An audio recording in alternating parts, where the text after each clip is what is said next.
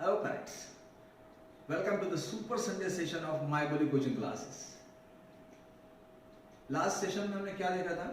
Last session में हमने देखा था parents are the life time friends of their children. ये इस विषय पर हमने बात किया था।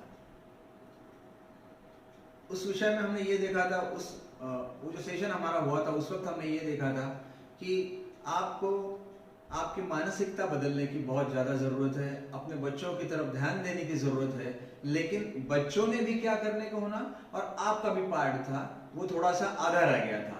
तो बचे हुआ जो पार्ट है वो let us continue in this session also. लेकिन इस सेशन का नाम क्या है? इस सेशन का नाम है you are the role model for your child. Listen carefully, you are the role model for your child. Last session में हमने देखा था, लास्ट संडे को, कि हमने आपका बच्चा जो है वो आपको विराट कोहली चाहिए या हार्दिक पांड्या चाहिए, यहां पर आके हम लोग रुक गए थे। अब एक काम करते हैं, लेकिन मैंने ये पहले ही बताया है, अब आपको नेचुरली ये है कि विराट कोहली ही आपका बच्चा लगेगा, हार्दिक पांड्या नहीं चलेगा। तो उसके लिए, लेकिन बच्चा अगर हमको विराट कोहली चाहिए तो उसके लिए हमको क्या करना पड़ेगा? Naturally parents you please carefully ये जो आज का सेशन है उसको आप सुनिए और आपको क्या कर सकते हैं हम for parents. This is going to be a relearning session. ये सब चीजें आपको मालूम नहीं है ऐसी बात नहीं है, ये सब चीजें आप जानते हैं, लेकिन this is something like relearning. आपके लिए जो चीजें आप सीख चुके हैं लेकिन थोड़ा सा भूल गए हैं, बस वो हम आपको रीलर्न करवा रहे हैं। तो आज का सेशन हम लोग स्टार्ट करते हैं। Parents, you are the role model for your child. Fine, अब आपको क्या करने की जरूरत है? The all important thing which you need to do is that please provide your important, your valuable time to your child. इसका मतलब क्या है? हम लोग इतने सालों से यही काम कर रहे हैं, बच्चों के काउंसलिंग, पेरेंट्स को भी बताते हैं, अलग अलग सब्जेक्ट पे बात करते हैं, करियर काउंसलिंग यहाँ होता है। अब मुझे एक बात बताते हुए बहुत दुख होता है कि पेरेंट्स जो है वो बच्चों को बहुत कम समय देते हैं, वो स्कूल रहने दो या क्लासेस रहने दो। पेरेंट्स, मैंने लास्ट सेशन में भी थोड़ा सा यहाँ ब्रीफ किया था कि पेरेंट्स कब आके यहाँ पर बात करते हैं? बस एक एडमिशन के वक्त और दूसरा फीस भरने के वक्त। क्या आपके पास बस इतना ही समय है हमारे बच्चों को देने के लिए? लास्ट टाइम मैंने बोला था कि फीस भरते वक्त आप फीस जैसे ही देते हो, एक सेंटेंस आपका परमानेंट रहता है कि मेरा बच्चा कैसा कर रहा है। एक्चुअली फीस देते वक्त बच्चों के बारे में पूछना ये बिल्कुल ही गलत है। ये दोनों चीजों का प्लीज कोई भी संबंध मत रखिए, बच्चों को अपने समय दीजिए। अब इंपॉर्टेंट बात यह है कि क्यों समय दीजिए? ठीक है, okay, if you don't have time, अगर आप समझते हैं कि आपके पास में समय नहीं है, मैं बहुत बड़ी पोस्ट पे हूँ, अच्छा जॉब कर रहा हूँ, I am a big professional, I am a successful professional, और मेरे पास समय नहीं है, अब कहाँ से समय लाएंगे यार? ठीक है, ओके, कोई बात नहीं। अगर आप समय देते नहीं हो तो मैं आपको चंद चीजें बताता हूं। पहली बात ये ध्यान में रखिए कि कोई भी बड़ा काम ये 2-4 दिनों में नहीं होता है। आपको जैसा लगता है कि मैं 2-4 दिन आऊंगा, उसको पूछूंगा, सॉरी, बिल्कुल नहीं होगा। अब उसके लिए ऐसा है कि कोई भी काम के लिए आपको मेहनत लेना पड़ेगा। अब आपके बच्चे को बड़ा करना है, सक्सेसफुल बनाना है, उसको अच्छा करियर देना है, उसको अच्छे संस्कार देना है, क्या ये छोटा काम है? अब इन चीजों के लिए अगर आपके पास में समय नहीं है तो क्या करें? एक छोटा सा उदाहरण देता हूं स्टार्ट में, आपको अच्छा लगेगा। आप कहते हो कि आपके पास में समय नहीं है, फाइन, आई एक्सेप्ट दैट, क्योंकि आप बहुत बिजी हो, आप सक्सेसफुल हो। अब दोस्तों एक बात आपको बताता हूं कि अब किसी व्यक्ति का हम लोग नाम नहीं लेते, भारत में जो सबसे सक्सेसफुल, सबसे the richest person in India, अब उनका नाम बताने की किसी को जरूरत नहीं है। अब ये बात कर रहा हूं मैं लगभग 13-14 साल पहले की। 13-14 साल पहले ये रिचेस्ट पर्सन का जो बच्चा है, अभी तो उसकी शादी वादी हो चुकी है, तो उसका इंटरव्यू मैंने देखा था। अब उस वक्त 13-14, अब ये जो आदमी है हमारा, who is supposed to be the richest in India, ये पिछले 10-15 सालों से एक ही आदमी है जो हमारे इंडिया में नंबर 1 पोजीशन पे चल रहा है। अब उसके बच्चे को पूछा गया था कि बेटा आप किस तरह से पढ़ाई करते हो? उसने बताया। क्या आप होमवर्क करते हो? तो उसका जवाब था कि सिर्फ होमवर्क तो करना ही पड़ेगा, क्यों करना पड़ेगा? टीचर डांटती है क्या? टीचर का तो बहुत दूर की बात है, माई पेरेंट, मेरे पिताजी इन पर्टिकुलर मेरा होमवर्क दूसरे या तीसरे दिन देखते ही है कि मैं होमवर्क कर रहा हूं या नहीं कर रहा हूं। एटलीस्ट वो कहीं भारत के बाहर रहे या मुंबई से भी बाहर रहे तो उनका मम्मी को फोन आ ही जाता है कि मैंने होमवर्क किया नहीं किया या क्या कर रहा हूं। अब मुझे एक बात सिंपल बताइए, ये जो व्यक्ति है जिसके बारे में हम बात कर रहे हैं, he is the richest, 50 industries है, दिन भर बिजी है, 24 आवर्स बिजी है। अब मुझे बताइए, क्या आप उससे बिजी हैं? सवाल का जवाब आपके पास है, मुझे देने की जरूरत नहीं है। A person who is richest in India has a time for what? He has time to inquire about the homework of his child. अब वो अपने बच्चों के होमवर्क के बारे में पूछताछ कर रहा है तो हमको क्या प्रॉब्लम है? हम कौन से ऐसे बिजी है?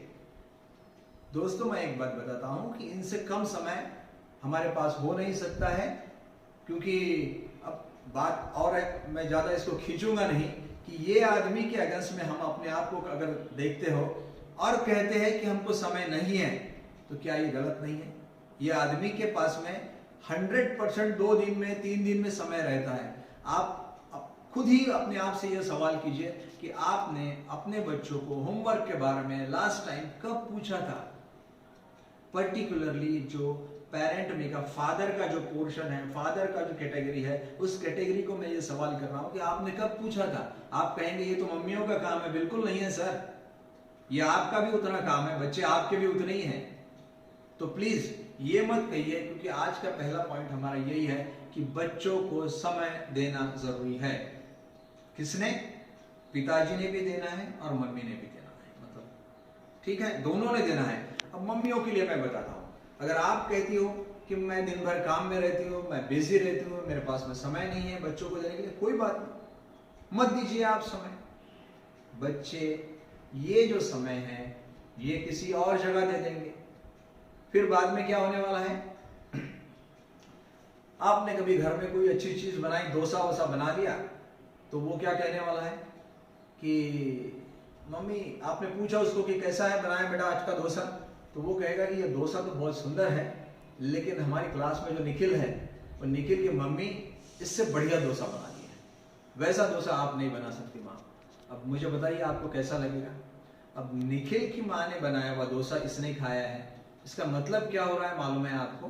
कि ये निखिल के यहाँ जा रहा है, निखिल को समय दे रहा है, निखिल की मम्मी निखिल के लिए क्या कर रही है ये ऑब्जर्व कर रहा है। अब उसके अगेंस्ट में आपको तोड़ रहा है।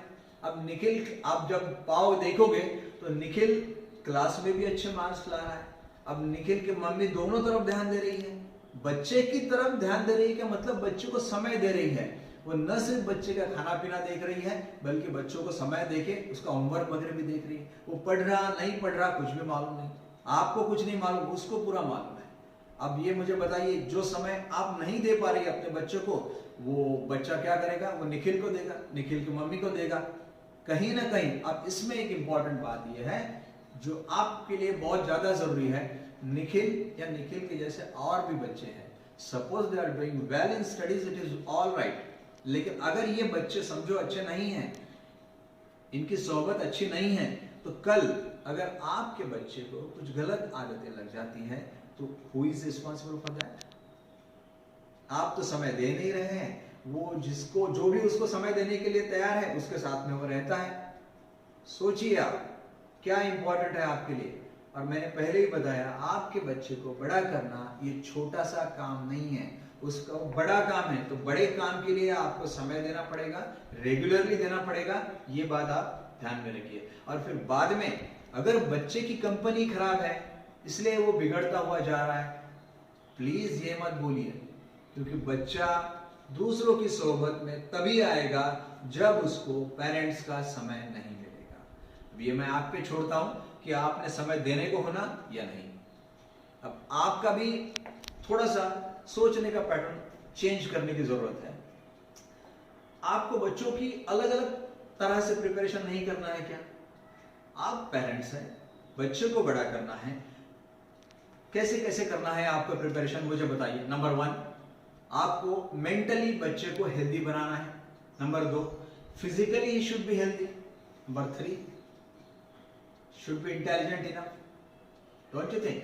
Should be intelligent enough and then technically also वो बहुत साउंड चाहिए। वरना फिर क्या हो जाता है, आज टेक्नोलॉजी कहीं और जा रही है और आपके बच्चे कहीं और जा रहे हैं। तो मैं ये समझता हूँ ये चारों चीजें हैं। मानसिक दृष्टिकोण से अगर हम लोग देखा जाए तो बच्चा स्ट्रांग चाहिए, उसको हेल्प करो। और मानसिक दृष्टिकोण से वो तभी अच्छा होता है जब आप उसको समय देते हो और अच्छी से अच्छी चीजें उससे करवाते हो। अब क्या क्या चीजें करवाना है वो मैं आपको बताता हूं, ताकि you will be mentally strong, physically strong. हम कितने बार अपने बच्चों की तरफ ध्यान देते हैं, कितने बार हमने उनको बोला है कि your doing exercise is good for you, doing yoga is good for you. और एक बात बताना एक बात है और उसके पीछे लग के ये काम करवाना, यानी उसको समय देना है। अगर एक बार अच्छी बुरी कोई भी चीज की अगर आदत पड़ जाती है तो फिर क्या हो जाता है, बुरी भी चीज की आदत छूटती नहीं। तो नेचुरली एक और बात बताता हूं, अच्छी चीज की भी आदत अगर लग जाती है वो भी छूटती नहीं। ये भी आप ध्यान में रखिए। हम लोग एक सुपर संडे को ये भी सेशन लेंगे जिसमें we will talk about habits only, how to form good habits. अगर बुरी आदतें हैं तो वो किस तरह से निकालना है, वो भी हम किसी एक सुपर संडे को निश्चित इस पर डिस्कशन करेंगे। अब बताइए दूसरा, मैंने पहले बोला mentally should be sound, then physically should be sound, ये आपकी ही जिम्मेदारी है। Then should be intelligent enough, अब उसको इंटेलिजेंट बनाने की जिम्मेदारी आपकी है। क्या करना है क्या नहीं करना है वो भी हम लोग थोड़ा सा 1-2 मिनट में आपको मैं बताता हूं। और फिर बाद में टेक्नोलॉजी का भी उसमें उपयोग करने को होना, लेकिन कैसा, ऐसे नहीं कि सिर्फ टीवी देखते बैठेगा, मोबाइल पे गेम ही खेलता, ऐसा नहीं। देयर आर वेज, वो भी हम डिस्कस करते हैं आज। क्योंकि वरना आप ये मत कहिए अब आप समय नहीं दे रहे हैं और फिर आगे ये भी कह रहे हैं कि वो हाथ से छूटता जा रहा है, वो सुनता नहीं है। सुनता इसलिए नहीं है कि हमने उसको समय दिया नहीं है। उसने जिस किसी को भी समय दिया है उसने उसके ब्रेन पे इंपैक्ट कर दिया और वो वैसे ही अभी सोच रहा है, आदत पड़ चुकी है उसको। ठीक है, अब क्या करते हैं, पहली बात तो यह है कि उसकी मेंटल प्रिपरेशन के लिए इतने सारे भारत में उदाहरण हैं, इतने अच्छे बड़े बड़े लीडर्स हमारे पास में हो चुके, इतने बड़े बड़े इंडस्ट्रियलिस्ट, इतने अच्छे एंटरप्रेन्योर्स हैं, उनके बारे में बताइए। लेकिन बताते वक्त आपको एक बात का ख्याल रखना है, प्लीज जब भी आप एपीजे अब्दुल कलाम के बारे में बताएंगे तो he was a great scientist, was president of India। अपने को अब्दुल कलाम साहब की व्यक्ति पूजा नहीं करनी है। अब्दुल कलाम कैसे बने ये उनको समझाइए। प्रेसिडेंट अब्दुल कलाम की तरफ देख के बहुत बड़ा अलग सोच अपनी रखना ये बात और है, इससे कुछ नहीं मिलता है। हमारे बच्चों को बड़ा करना है। अब बड़ा करना है तो पहले ये दिखाओ कि अब्दुल कलाम की पहले क्या हालत थी और अब क्या हो गई है। किसी भी व्यक्ति की व्यक्ति पूजा मत कीजिए। वो आदमी वो व्यक्ति इतने बड़े ओहदे पर कैसे पहुंचा ये उनको समझाइए, ताकि ये जो जर्नी है उनका रैग्स टू रिचेस जिसको हम बोलते हैं, उस दौरान उन्होंने जो जो किया है क्या हम लोग उसको फॉलो कर सकते हैं, उसमें का 5% उठा सकते हैं, उसमें का 10% उठा सकते हैं। Well that is more than sufficient. अब जैसे आपके बच्चे पढ़ाई करते हैं, अब करते हैं पढ़ाई, बहुत अच्छी बात है, वो पढ़ रहा है। क्या कभी आपने देखा है कि, मुझे याद है कि आपके टीचर्स आपको बताते हैं कि वो कौन से सब्जेक्ट की पढ़ाई कर रहा है वो उसको पूछो। अब ये ठीक है, अब वो कैसे पढ़ता है, कितना पढ़ता है, कभी आपने देखा है? वो इधर उधर उसका बहुत ध्यान है क्या?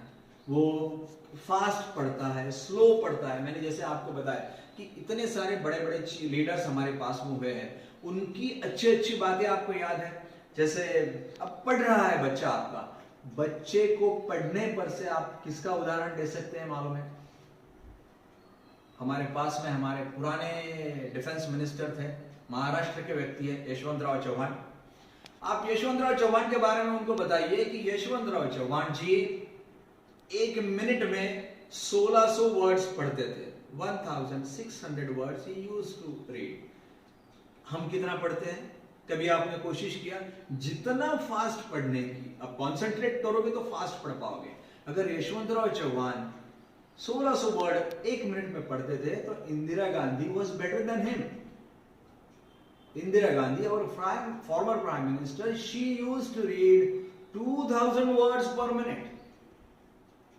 2000 वर्ड्स पर मिनट कोई मजाक है? अब मुझे बताइए, इतनी टॉप पोस्ट पर क्या ऐसे ही जाते हैं हम लोग? जब तक हम में कोई एक्स्ट्रा ऑर्डिनरी क्वालिटी नहीं है, कैसे जाएंगे? This is one of the 100 qualities which Mrs Indira Gandhi was having. ये एक क्वालिटी है, और भी क्वालिटीज है जिसके बारे में आपको ढूंढना पड़ेगा, पढ़ना पड़ेगा और बच्चों को समझाओ। ये अभी आपका बच्चा स्टूडेंट है तो उसके लिए इतना ही जरूरी है इंदिरा गांधी जी की, ये एक ही सफिशिएंट हो जाएगा ये क्वालिटी जानना कि वो 1 मिनट में 2000 वर्ड्स पढ़ती थी। Can we go a step ahead? एक स्टेप हम लोग आगे जाते हैं। अमेरिका के प्रेसिडेंट थे JF कैनेडी। अब JF Kennedy was far better than practically all presidents, और कोई हमारे स्टूडेंट्स जो है उनसे बहुत अच्छे थे। वो कैसे? प्रेसिडेंट कैनेडी 1 घंटे में 600 पेजेस पढ़ते थे। 600 पेजेस इन 1 आवर। क्या हम कभी हमारे बच्चों को इंस्पायर करने के लिए बताते हैं ये सब चीज कि तू कितना पढ़ सकता है? अब क्यों कम पढ़ रहा है? इसलिए कम पढ़ रहा है कि you are not concentrating hard. जितना कॉन्सेंट्रेट हार्ड करोगे उतना ही ज्यादा पढ़ पाओगे। यशवंतराव चौहान है, इंदिरा गांधी है, JF कैनेडी है, इनके बारे में बताओ। अब इनके बारे में बताओगे तो बहुत अच्छी बात है। जैसे और भी इंस्पायरिंग चीजें हम लोगों को बता सकते हैं। आप में से कई पेरेंट्स के जो बच्चे हैं वो क्लास में फर्स्ट आते हैं, सेकंड आते हैं, थर्ड आते हैं, फोर्थ आते हैं, उनकी अपनी अपनी रैंक रहती है। एक हमारे पास में एक बहुत ही इंस्पायरिंग एग्जाम्पल है हमारे पास में, हमारे अमरावती के CD देशमुख, जो बाद में हमारे पहले अर्थमंत्री रहे हैं। CD देशमुख के बारे में एक ही बात बहुत अच्छी तरह से बताई जाती है, क्या? कि वो पहले से लेके तो आखिरी तक जितना भी पढ़े, CD देशमुख के टीचर ने ये बात बताई है कि मुझे क्लास में सिर्फ एक ही बात पूछनी पड़ती थी। क्लास में आए, रिजल्ट लग गया कि मुझे एक बात पूछनी पड़ती थी, और वो क्या थी कि क्लास में दूसरा नंबर किसका है? क्योंकि पहला नंबर पहली क्लास से लेके तो आखिरी तक CD देशमुख के लिए रिजर्व रहता। कोई व्यक्ति कभी भी CD देशमुख की क्लास में फर्स्ट आने का कोई चांस नहीं। As long as he was a student, always first. ये सुनते हुए कितना अच्छा लगता था। टीचर को भी इतना अच्छा लग रहा था कि I used to ask only one thing, who is second? क्या हम हमारे बच्चों को इस तरह की बातें बताते हैं? इससे क्या होता है? मेंटली बच्चा स्ट्रांग होता है। ऑलरेडी ब्रिलियंट बच्चे हैं आपके, थोड़ा सा और सपोर्ट देंगे पेरेंट्स, कितना मजा आएगा। बराबर है? आपके कोई बच्चे बहुत अच्छी तरह से बोल सकते हैं, बहुत अच्छी तरह लिख सकते हैं, क्या हम उनको इंकरेजमेंट दे रहे हैं? पहली बात तो यह है, आपकी भी, मैंने पहले भी बोला था, आपकी भी मानसिकता बदलने की जरूरत है। क्या करोगे? बच्चों की आदतें और बच्चों की कंपनी, ये 2 चीजें ध्यान में रखिए।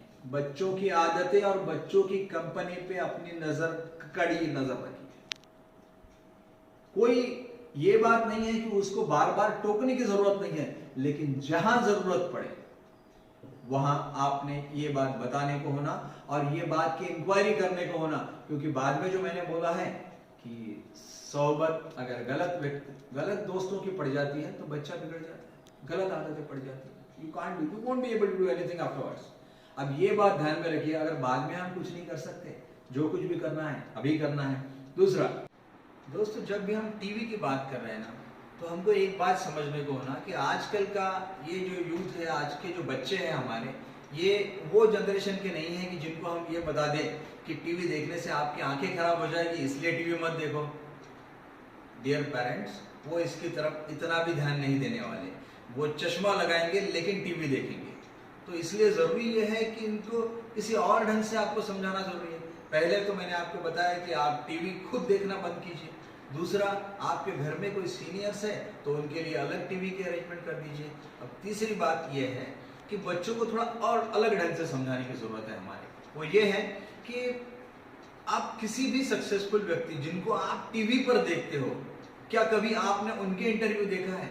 अब बहुत सारे व्यक्ति जो टीवी पर हम देखते हैं, हमारे फिल्म स्टार्स ले लीजिए या और बाकी भी लोग ले लीजिए, जो बड़े बड़े इंडस्ट्रियलिस्ट हैं, हम जिनके इंटरव्यूज टीवी पर देखते हैं, कभी जाके आप उनका इंटरव्यू देखिए तो इंटरव्यू में आप देखोगे, उनको पूछो कि सर आप कितना टीवी देखते हो, तो उनका जवाब एक बड़ा सिंपल रहता है कि अगर हम टीवी देखेंगे तो काम कब करेंगे? हमको टीवी पर आना है, टीवी देखना नहीं है। आप भी अपने बच्चों को पूछो कि आपको टीवी देखना है या टीवी पर आना है। आप आओगे तो आपको लोग देखेंगे। आप किसी भी सक्सेसफुल व्यक्ति से पूछिए, वो यही बोलेगा कि मेरी माँ टीवी देखती है, मेरे पिताजी टीवी देखते हैं, मेरी दादी टीवी देखती है, लेकिन मैं खुद टीवी देखता हूँ या देखती हूँ, ऐसा कोई भी व्यक्ति बोलता नहीं है। वो इसलिए कि उनको टीवी पर आना है। और एक बात बताता हूँ आपको, एक और ढंग से हमको टीवी के बारे में बात करना चाहिए। वो ऐसे कि टीवी पर कौन सी चीजों की एडवर्टीजमेंट आती है, आपने देखा है?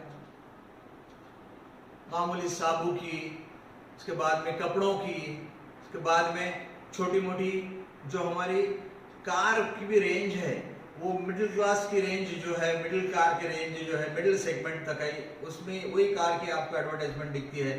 जैसे आपको वहाँ पर मारुति की एडवर्टाइजमेंट दिखेगा, हिंडई की एडवर्टाइजमेंट दिखेंगी।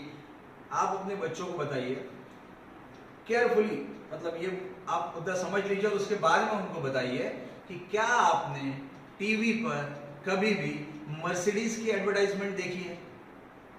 क्या आपने टीवी पर कभी BMW की एडवर्टाइजमेंट देखी है? क्यों नहीं देखी है? इसलिए है कि BMW और मर्सिडीज वालों को मालूम है कि जो लोग टीवी देखते हैं वो मर्सिडीज कभी खरीद नहीं सकते, क्योंकि टीवी देखने वाले लोग ये वो लोग हैं कि जिनको और कोई काम बचा नहीं है, जिनको सिर्फ और सिर्फ अपना टाइम वेस्ट करना है। दोस्तों ये बात ध्यान में रखिए, ये मर्सिडीज वालों को मालूम है, BMW वालों, रोलेक्स घड़ी जिसकी कीमत 10 लाख से ऊपर है, आपने कभी भी रोलेक्स की एडवर्टाइजमेंट आपके टीवी पर देखा है? आप देख ही नहीं सकते, क्योंकि उनको मालूम है कि जिसको रोलेक्स की वॉच पहनना है उसके पास में टीवी देखने के लिए समय नहीं है। उल्टा है कि रोलेक्स की जो एडवर्टाइजमेंट है वो आपको अलग ही टीवी पर मिलेगा, जहां पर आपको बिजनेस के आपकी जो चैनल्स है वहां पर आपको ये मिलेगी। उसके बाद में फोर्ब्स नाम का मैगजीन है, उसमें आपको ये सब चीजों की एडवर्टाइजमेंट मिलेगी, क्योंकि उनको मालूम है कि सब दुनिया के सक्सेसफुल जो लोग हैं वो बिजनेस टीवी देखेंगे, वो इस तरह के फोर्ब्स वगैरह जैसे मैगजीन है वो पढ़ेंगे। आप उनको अपने बच्चों को समझाइए कि ये सब इन लोगों को समझ में आता, तो हमारे समझ में आने में क्या प्रॉब्लम है? कभी कभी मोबाइल बहुत खेलते हैं आपके बच्चे, जिसकी कोई लिमिट नहीं, जिसकी कोई लिमिट नहीं है, बस खेलने को बैठ गए कि खेलने को बैठ गए। अब फेसबुक, व्हाट्सएप या और जो भी चीजें हैं, गेम्स मोबाइल पे खेलते हैं। क्या हम अपने बच्चों को कभी ये बताते हैं कि इतना सारा समय मोबाइल खेलने पे बर्बाद कर रहे हो, गेम्स ही खेल रहे हो, उसके बजाय कोई एक आधा मोबाइल का गेम बना क्यों नहीं सकते हो? मोबाइल का एक अच्छा गेम तुम बनाओ और लोगों को खेलने दो, उससे पैसा मिलता है। लोगों ने बनाया हुआ गेम हम खेल रहे हैं, उसमें हमारा समय भी वेस्ट कर रहे हैं, पैसा भी वेस्ट कर रहे हैं, और मिल रहा क्या? तो कुछ भी नहीं।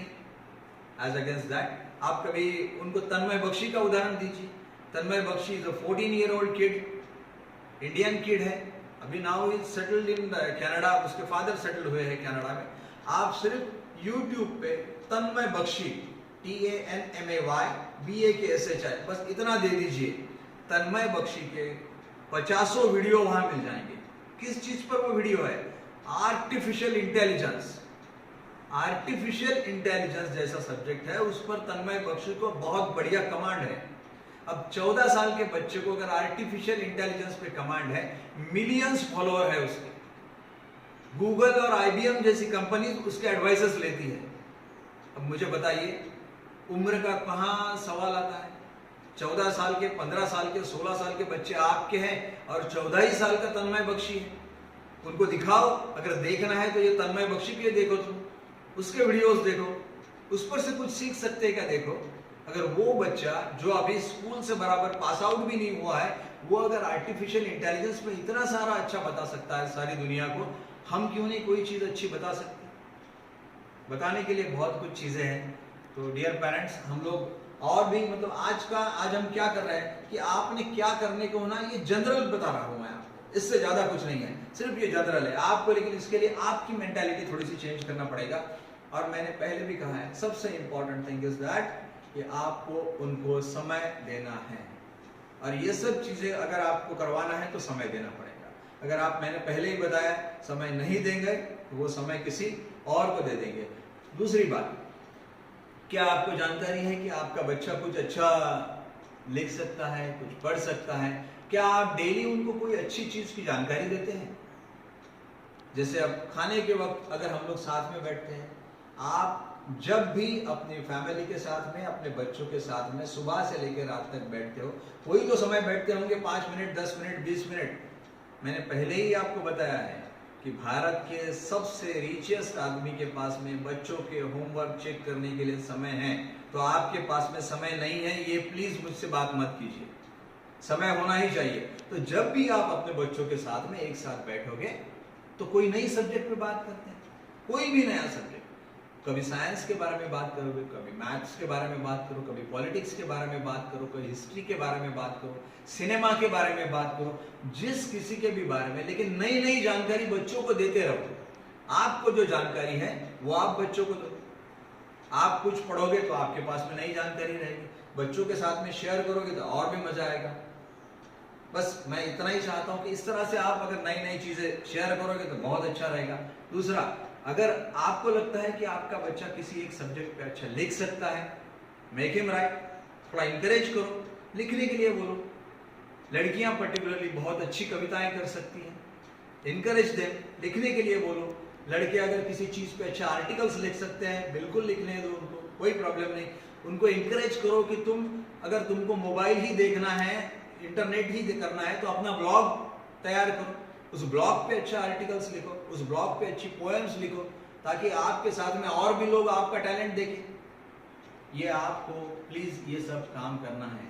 दूसरा, ऐसा जब भी उनके बर्थडेज वगैरह होते हैं, हम क्या करते हैं, फोटो में ले जाते हैं, 1000, 2000, 5000, 10,000, जो भी आपके कैपेसिटी के हिसाब से बिल करना है, वो पार्टी उसी तरह की रहती है। As against that what we gain, क्या मिलता है उससे हमको? प्रैक्टिकली कुछ नहीं। एक दिन का फन है और कुछ नहीं है। उसके अगेंस्ट में वहां पर जितने भी बच्चे बैठे हैं, आपके अगर समझो बर्थडे की पार्टी में कोई बच्चे आते हैं आपके, क्या उनके लिए कोई अच्छे, जिनसे दिमाग को तकलीफ हो, तकलीफ से मेरा मतलब है जिनको इंकरेजमेंट मिले, ऐसे कोई गेम्स हम खेलते हैं।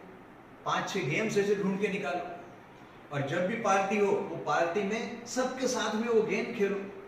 आप उनके लिए बोल सकते हो कि अच्छी बाकी सभी कंट्रीज की, मुझे कैपिटल्स का कोई गेम, सब बच्चों को सब बाकी देशों की कैपिटल मालूम है क्या, उनकी करेंसीज मालूम है क्या, बाकी उनके प्राइम मिनिस्टर्स मालूम है क्या? ये सब इतनी सारी चीजें हैं जनरल नॉलेज के बारे में। क्यों नहीं हम ऐसा कुछ वहां पर कोई कंपटीशन रख पाए? बिल्कुल आप पार्टी दीजिए, लेकिन पार्टी के साथ में ये चीज भी रखेंगे तो और मजा आएगा। थोड़ा सा बाकी उसके दोस्त जो है वो भी थोड़ा इंटरेस्ट लेंगे इसमें, और थोड़ा उनको मजा आएगा इन सब चीजों में। दूसरा बात और है, अब घर में रहता है बच्चा, कभी आपने उसको इंकरेज किया है कि किचन में आओ, अगर तुम थोड़ा सा इंटरेस्ट हो, देखो मम्मी तुम्हारी क्या क्या अच्छी चीजें बनाती है, उसमें कि तुम छोटी छोटी चीजें बनाना सीखो। गर्ल्स पर्टिकुलरली तो बना लेती है, मुझे मालूम है, बॉयज को बताओ। अब आजकल के ज़माने में आपको मालूम है कि अच्छे 5 स्टार होटल में काम करने वाले शेफ जो है वो मैक्सिमम जो है वो बॉयज़ रहते हैं। तो क्यों ना आप अभी से अच्छी चीज़ें सीखो, पता नहीं कि किसको इंटरेस्ट क्रिएट हो जाए और आगे आपका बच्चा शेफ भी हो सकता है। तो नेचुरली बच्चों को हर छोटी छोटी चीज़ों में इंटरेस्ट लेने के लिए बोलो, उनको अच्छी किताबें पढ़ने दो। पहले ही बोला मैंने कि आप जो पार्टी देते हो बर्थडेज के लिए, वो पार्टी के साथ में हर बर्थडे को अपने बच्चे को एक उसके पसंद की अच्छी किताब जरूर परचेस करके दो। उससे क्या होगा? उससे यही होगा कि उसको पढ़ने की आदत लगेगी, नए नए और अच्छे राइटर्स के बारे में पढ़ेंगे तो उसके विचारों में डेवलपमेंट होगा। ये please don't forget at all, कभी भी भूलो मत कि उसको उसके बर्थडे के लिए एक किताब प्लीज परचेस करके दीजिए, उसके चॉइस से दीजिए।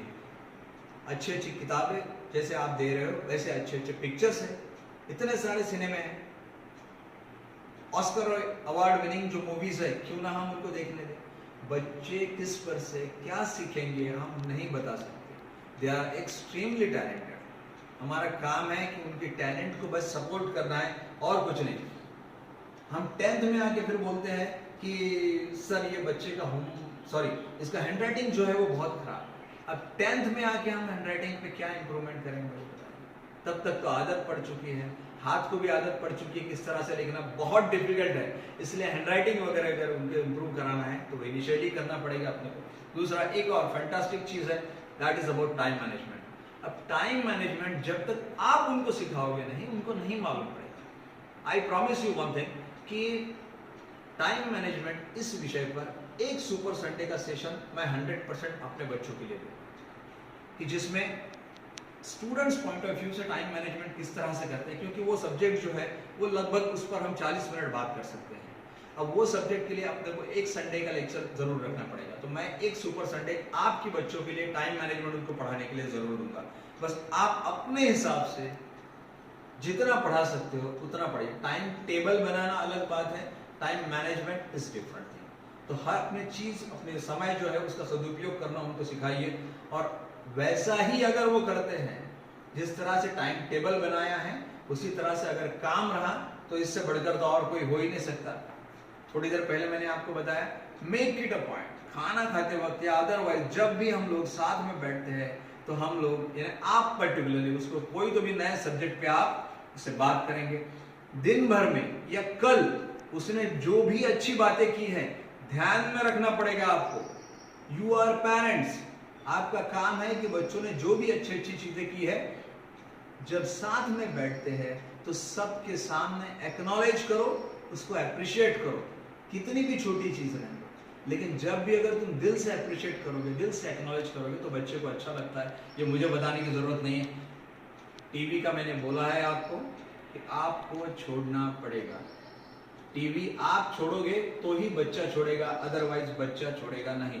दूसरी, उसका दिमाग जो है वो साइंटिफिक वेज को एक्सेप्ट करे, साइंटिफिक रीजंस जो है वो हर चीज की बात पीछे का समझे, ये बहुत जरूरी है। इसलिए किताबें ही देना है तो आप देखिए, आपने वर्ड एटलास वगैरह मिलता है। वर्ड एटलास में क्या दिया रहता है कि कोई भी चीज अगर दुनिया में हो रही है तो उसके पीछे का साइंटिफिक रीजन क्या है, ये कौन बताएगा?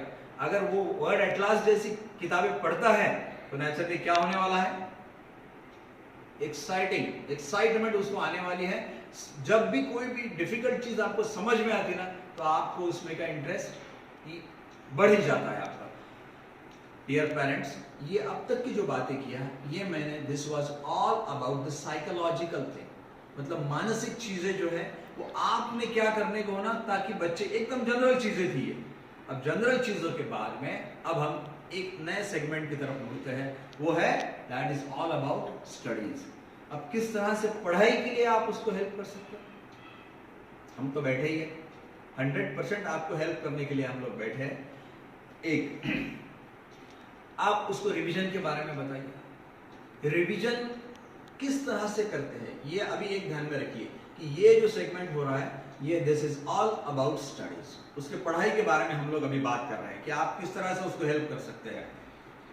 रिवीजन के बारे में आप उसको पूछिए कि किस तरह से रिवीजन करते हैं। रिवीजन के बारे में पहले तो उसको ये बताओ कि टीचर ने जो भी आपको समझाया है, अगर वो दूसरे दिन आप थोड़ा सा भी रिवाइज नहीं करते हो तो नॉर्मल रूल क्या है ये मैं बता देता हूँ। हमारा ब्रेन जो है वो नेक्स्ट डे 89% चीजें रिटेन करने में असमर्थ है।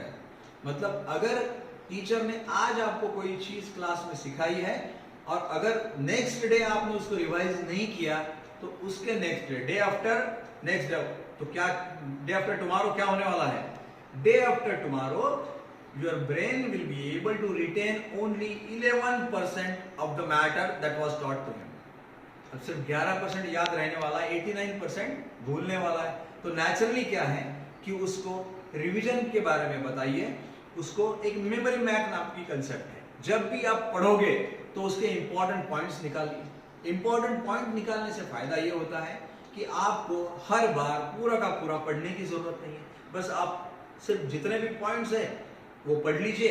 नेचुरली आपको जो आपने डिटेल में पढ़ा है उसकी तरफ उसका थोड़ा सा आपका रिटेंशन होते रहता है, क्योंकि अगर इसमें की कोई भी चीज आप नहीं करोगे कुछ दिनों के बाद में एक एक परसेंट करते करते हम लोग पूरा भूल जाते हैं। अगर हम 30 दिन में कोई भी सब्जेक्ट की रिवीजन नहीं करते हैं तो हम लोग पूरा का पूरा बोलते हैं। इसलिए revision is the most important thing. उसको बोलिए कि रिवीजन करना ही पड़ेगा, और वो भी with the help of memory map. अगर मेमोरी मैप बनाओगे तो ही आपको कुछ ना कुछ अच्छा कर पाओगे। दूसरा, कभी कभी लेसन पढ़ते हैं बच्चे। लेसन पढ़ते हैं तो क्या करना चाहिए आपको? सिंपल समझो, आपको कोई इंग्लिश का लेसन पढ़ रहे हो या मराठी का लेसन पढ़ रहे हो, लैंग्वेजेस के बारे में, या हिस्ट्री सिविक्स का भी ले लेते, हिस्ट्री का कोई लेसन पढ़ लेते। बच्चे को ये बताओ कि पहले क्या करना है, कि पहले क्वेश्चन के पीछे एक्सरसाइज में जो क्वेश्चन दिए है वो क्वेश्चन एक बार देख लो और उसके बाद में लेसन पढ़ो।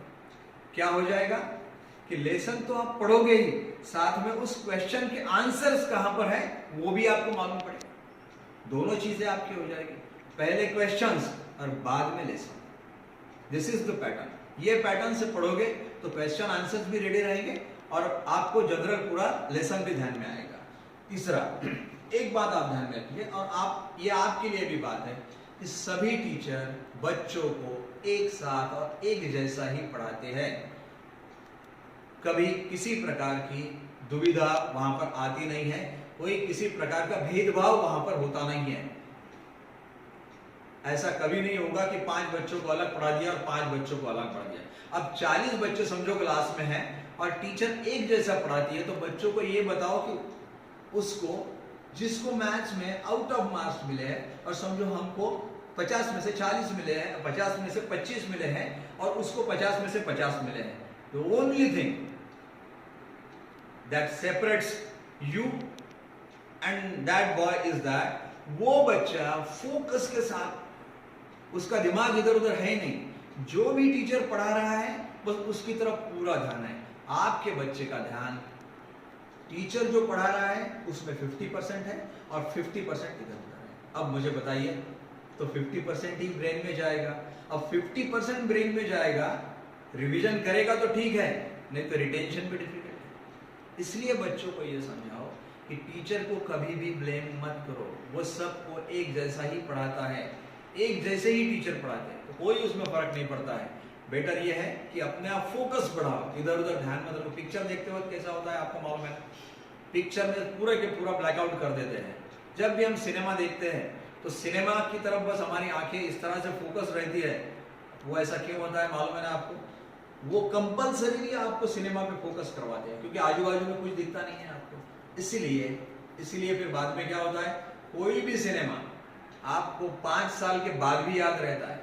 तो दोस्तों, अगर हमारा फोकस जो क्लास के लेक्चर्स है उस पर उसी तरह से रहे तो बाद में भी लेक्चर्स हमको याद रह सकते हैं। लेकिन ये आप बच्चों को बताओगे तो बहुत अच्छा होगा। अप्रैल और मई, ये 2 महीने बहुत ज्यादा इंपॉर्टेंट है। ये बच्चों को समझाइए, क्योंकि आपका स्कूल जो है वो नॉर्मल कोर्स में जून से चालू होता है, और ये अप्रैल और मई में जो भी ऐसे सब्जेक्ट है जैसे मैथ्स और साइंस छोड़ के लैंग्वेजेस प्लस एसएसटी, ये सब सब्जेक्ट का प्रिपरेशन आप 2 महीने में केयरफुली कर सकते हो।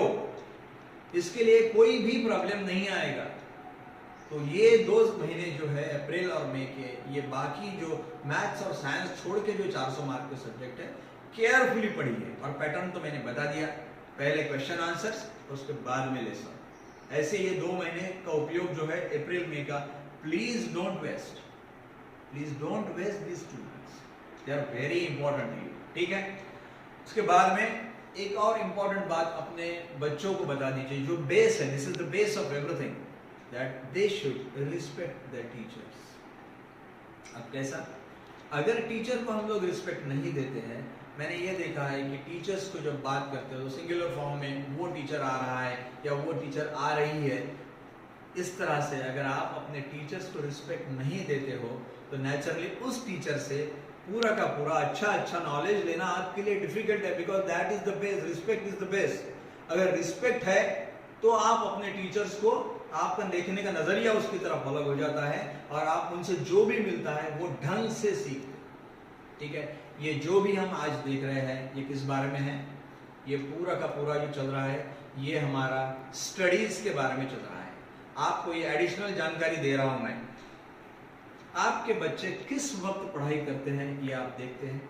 आपको मालूम है, क्योंकि कौन से वक्त कौन से विषय का पढ़ाई करने को होना ये बहुत इंपॉर्टेंट है। जो भी डिफिकल्ट सब्जेक्ट है बच्चे के लिए, अगर बच्चा आपका बोलता है मुझे ये सब्जेक्ट आता नहीं, तो वो सब्जेक्ट के लिए, वो सब्जेक्ट की पढ़ाई करने के लिए morning time is the best time. कभी भी सुबह ही डिफिकल्ट सब्जेक्ट को हाथ लगाए, क्योंकि आपका ब्रेन भी फ्रेश रहता है। इसलिए जो भी डिफिकल्ट सिचुएशन है, जो भी आपको उसको डिफिकल्टीज आ रही है उस सब्जेक्ट के बारे में, उस पर कोप अप करना, उस पर से सॉल्यूशन निकालना, ये उसके लिए बेस्ट है।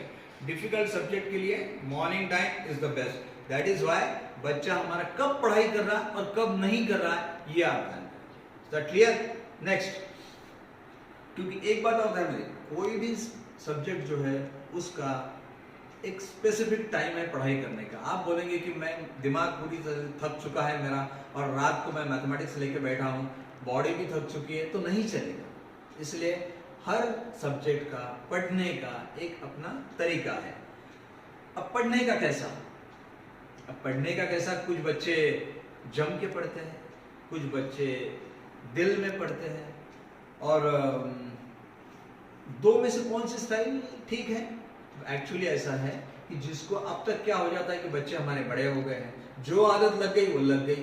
कुछ बच्चे हमारे जम के पढ़ते हैं, कुछ बच्चे आराम से पढ़ते हैं, और कुछ बच्चे क्या करते हैं, मन के मन में ही पढ़ते हैं, आवाज कुछ नहीं करते। इसके साथ में एक बात इंपॉर्टेंट है, ये रीडिंग के वक्त जैसा बताया गया आपको, रीडिंग के वक्त भी फोकस रहना बहुत ज्यादा जरूरी है।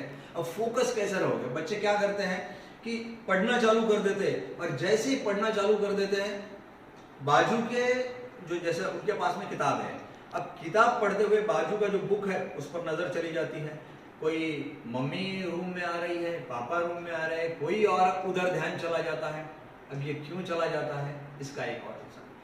पुराने जमाने में एक पद्धति थी, वो ऐसी थी, एक सिस्टम थी वो, कि जब भी हम लोग पढ़ते थे तो उस वर्ड पे अपने उंगली रख के पढ़ते थे पूरी लाइन। दैट इज कॉल्ड, अभी हम क्या हो गया है, ये जमाने में उसको पावर रीडिंग कहा जाता है।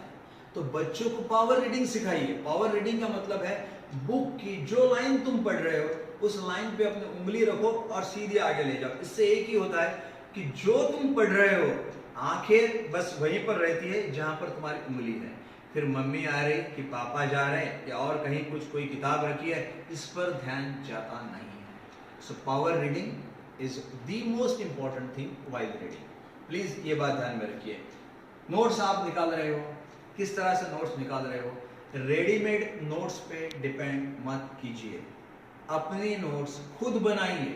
समय लगता है, लेकिन अपनी बनाई हुई notes they are always better than the readymade notes. Readymade notes पे प्लीज प्लीज प्लीज डिपेंड मत कीजिए। कहां पढ़ रहा है?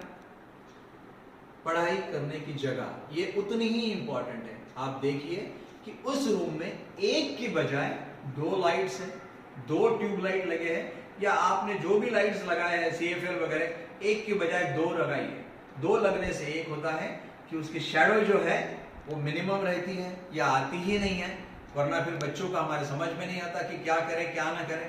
तो बेटर ये है कि बच्चों के रूम जहां पर वो पढ़ रहे हैं वहां पर 2 लाइट्स है, इतना आपको इंश्योर करना है। ये समझाइए कि हमारा ब्रेन जो है वो 1 घंटा या 1.25 घंटा पकड़ लीजिए, मतलब 60 मिनट्स टू 75 मिनट्स, इससे ज्यादा समय अगर हम पढ़ाई करते रहे तो रिटेंशन कैपेसिटी उसकी धीरे धीरे डिक्लाइन करती है। तो इसलिए जब भी टॉप पर रहोगे, टॉप पर कब तक रह सकते हो तुम? Maximum 75 minutes. तो 75 मिनट्स के बाद में at least a break of 1 hour is necessary. जब तक 1 घंटे का हम ब्रेक लेते नहीं है तब तक फिर से पढ़ना। आप पढ़िए ना, 2 घंटे पढ़िए, 3 घंटे पढ़िए, 4 घंटे पढ़िए, लेकिन बाद में आपको लगता है, मालूम पड़ता है कि जो रिटेंशन लेवल हमारी इनिशियली थी घंटा सवा घंटा में, वो बाद में नहीं रही। तो नेचुरली अगर टॉप लेवल पे पढ़ना चाहते हो, इससे क्या होगा? 4-5 घंटे पढ़ोगे तुम, 4-5 घंटे ब्रेक लेंगे, लेकिन वो 5 घंटे जो पढ़ोगे टॉप लेवल पे पढ़ोगे। रिटेंशन का लेवल बहुत हाई रहेगा, कंसंट्रेशन हाई रहेगा। तो इसलिए एक बात ध्यान में रखिए कि ब्रेक्स लेना बहुत जरूरी है after a period of 75 minutes. कितने बजे बच्चे उठते हैं, कितने बजे सोते हैं, ये इम्पोर्टेंट है। पर्टिकुलरली जो बच्चों को सुनकर हंसी आती है कि बच्चे हमारे 10 बजे रात को सो जाते हैं और जिनकी स्कूल दोपहर को है, मतलब 11 बजे, 11:30 बजे, 11 से 5, 12 से 5, वो 8 बजे 9 बजे उठते हैं। ये कहाँ का जस्टिफिकेशन? बच्चों को आपके maximum 6 hours sleep is sufficient, in fact it is more than sufficient. 6 घंटे से ज्यादा बिल्कुल नींद नहीं चाहिए। बोलिए उनको कि आपको 10:30 से 11 के बीच में सोना है और सुबह 5 बजे उठना है, यही पैटर्न, और कोई पैटर्न की जरूरत नहीं है। मैं टाइम मैनेजमेंट का जब सेशन लूंगा उसमें और इस पर डिटेलिंग करेंगे हम, ठीक है? ये बात आपको ध्यान में रखना है।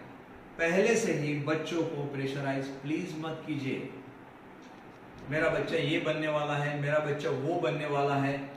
क्या आप जानते हो कि हर साल बच्चे को जैसा जैसा नॉलेज का लेवल अप होते जाता है तो उसकी आइडियाज डेवलप होती है और उसको मालूम पड़ता है कि मैं इनिशियली जो कुछ बनने वाला था अभी उस बनने में कोई इंटरेस्ट नहीं है।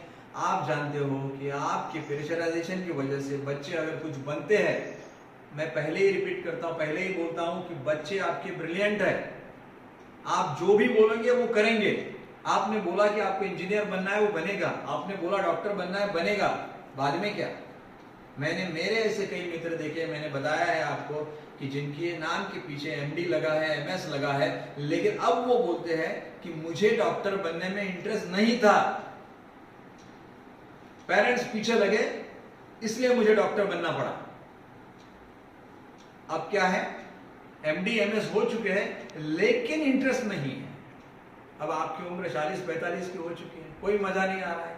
यू वेर ब्रिलियंट, इसलिए आपको MD MS तक जाने में कोई तकलीफ नहीं। तो ध्यान ये रखिए कि बच्चे हमारे ब्रिलियंट हैं, उनकी पसंद देखिए। वो तो कोई भी एग्जाम पास कर लेंगे, इसका मतलब उनको कुछ भी बनाइए ऐसा तो नहीं है ना। करियर काउंसलिंग ये अलग पार्ट है, मैं यहीं पर ही ये सब्जेक्ट पर रोकता हूँ। इसलिए बच्चों को किस में इंटरेस्ट है, किस में वो फास्ट पढ़ सकता है, कहाँ जाना चाहता है, इसमें इंटरेस्ट हो। बच्चों को पढ़ने दो, उनको मेहनत करने दो, और मेहनत करने के बाद में जो मिलेगा वो एक्सेप्ट करो, वो ज्यादा इंपॉर्टेंट है। अब एक इंपॉर्टेंट बात आपके लिए, ये पढ़ाई के बारे में मैंने बताया, अब क्या है? अब मैं वो चीजें आपको बताने वाला हूं जो आपको नहीं करना है। मैं रिपीट करता हूं, मैं अभी आपको वो चीजें बताने वाला हूं कि जो आपको नहीं करना है। Number 1, unnecessary time WhatsApp, Facebook और नेट पे नहीं आपका स्पेंड करना है, क्योंकि वहां पर जितना आप समय देंगे उतना समय अपने बच्चों को आप कम दे रहे। दूसरी बात, आपके बच्चे 9th और 10th में हैं, इंपॉर्टेंस समझिए, और शादियां और बाकी अननेसेसरी फंक्शंस जो है वो अटेंड करना प्लीज बंद कर दीजिए। If at all it is very important, तो बच्चों को अगर आप छोड़ सकते हो घर पे किसी के साथ में तो उसको रहने दो, आप जाइए, बहुत ज्यादा जरूरी है तो। क्योंकि क्या है, मेरे 3 सवाल है, ये 3 सवालों के जवाब दे दो और उसके बाद में स्पेशल क्वेश्चंस फॉर पेरेंट। पहली बात, हम बच्चों को भी यही सवाल करते हैं, बच्चों को हम ये सवाल करते हैं। पहला सवाल, आप जिसकी शादी में जा रहे हो वो शादी आपको पूछ के तय हुई है क्या? नहीं। अब अगर नहीं हुई है तो नेचुरली दूसरा सवाल, क्या आप वहां नहीं जाओगे तो क्या शादी रुकने वाली है? वैसे भी कोई बात नहीं है, आपको पूछ के तय नहीं हुई थी। दूसरी बात, नहीं जाओगे तो शादी तो होने ही वाली है। तीसरी बात, आपके शादी में जाने की वजह से जो भी आपका नुकसान होने वाला है, 4 दिन 5 दिन के क्लासेस जो डूबने वाली है, वो शादी वाले लोग भर के देने वाले हैं या आपके पेरेंट्स भर के देने वाले हैं? नहीं। तो फिर व्हाई आर यू गोइंग? क्यों जा रहे हो? बिल्कुल जाओ मत। बच्चे आपके 9th और 10th में हैं, इंपॉर्टेंस समझिए और उसके बाद में जो जरूरी है वो कीजिए। ये चीजें आपको नहीं करना है, मतलब नहीं करना है। अगर जरूरी नहीं है तो नहीं जाना है आपको। ये 3 सवालों के जवाब दीजिए और उसके बाद में बच्चों के ले जाना। या फिर ऐसा ही रहता है कि बहुत दिनों से किसी से मिले नहीं है, चलो मिलने के लिए। बहुत दिनों से किसी से बात नहीं किए, चलो बात करेंगे। नहीं, ये बातें आपको नहीं करना है और तभी आप कुछ कर पाओगे अपने बच्चों के लिए। और एक लास्ट में अभी आखिरी हम हमारी ये प्रेजेंटेशन के आखिरी में आ रहे हैं, ये बता देता हूं कि बच्चों को ये समझाइए कि आपकी पढ़ाई जो है वो it is like breathing, it should be like breathing. जिस तरह से हम नेचुरली ब्रीदिंग करते हैं उसी तरह से नेचुरली पढ़ाई करें। अगर हम नेचुरली पढ़ाई नहीं करते हैं, जोर जबरदस्ती से पढ़ाई करते हैं, तो वो क्या है? वो पढ़ाई नहीं है। आपको भी मालूम है जिस चीज में आपको इंटरेस्ट नहीं है वो जोर जबरदस्ती से आपके करवाएंगे तो क्या मिलेगा? कुछ नहीं मिलने वाला। इसलिए अगर आप जोर जबरदस्ती से उससे पढ़ाई करवाएंगे, क्या मिलने वाला है? कुछ भी नहीं। तो आप एक बात ध्यान में रखिए, कोई भी पेरेंट्स कभी भी अपने बच्चे का बुरा हो ऐसा कभी सोचते नहीं। ये बच्चों को भी हम बताते हैं कि आप अपने पेरेंट्स पर विश्वास रखिए। बहुत ज्यादा देर तक इधर उधर की बातें हो गई हैं, जिसको हम बोलते हैं कि बहुत ज्यादा आर्गुमेंट्स हो गए हैं। अब हम क्या करते हैं कि बच्चों के साथ में थोड़ा समय देते हैं, उनके साथ में अच्छी बातें करते हैं, अच्छा कम्युनिकेट करते हैं। तो इसलिए डियर पेरेंट्स, अभी उठे, अभी आपको सब समझ में आ गया कि साइंटिफिकली क्या क्या जरूरी है, पढ़ाई किस तरह से करना है, मानसिक दृष्टि से आपको क्या क्या करना है, बच्चों में किस तरह से चेंजेस लाना है। और दोस्तों, आज का जो हमारा प्रेजेंटेशन था, ये प्रेजेंटेशन का सब्जेक्ट मैं आपके लिए रिपीट करता हूं कि parents, you are the role model for your child. इसलिए आप जिस तरह से रहोगे उसी तरह से आपके बच्चे रहने वाले। इसलिए चलिए उठिए और बढ़िया से काम पे लग जाइए। क्या, कौन सा काम? आपका पेरेंटहुड एंजॉय कीजिए। That is because you are the role model for your child. ये आज का सुपर संडे जो है हम यहीं समाप्त करते हैं। अगला जो सुपर संडे रहेगा उस पर आपके बच्चों के लिए कोई एक नया सा सब्जेक्ट लेकर मैं फिर से आ जाऊंगा। तब तक bye bye. Thank you very much.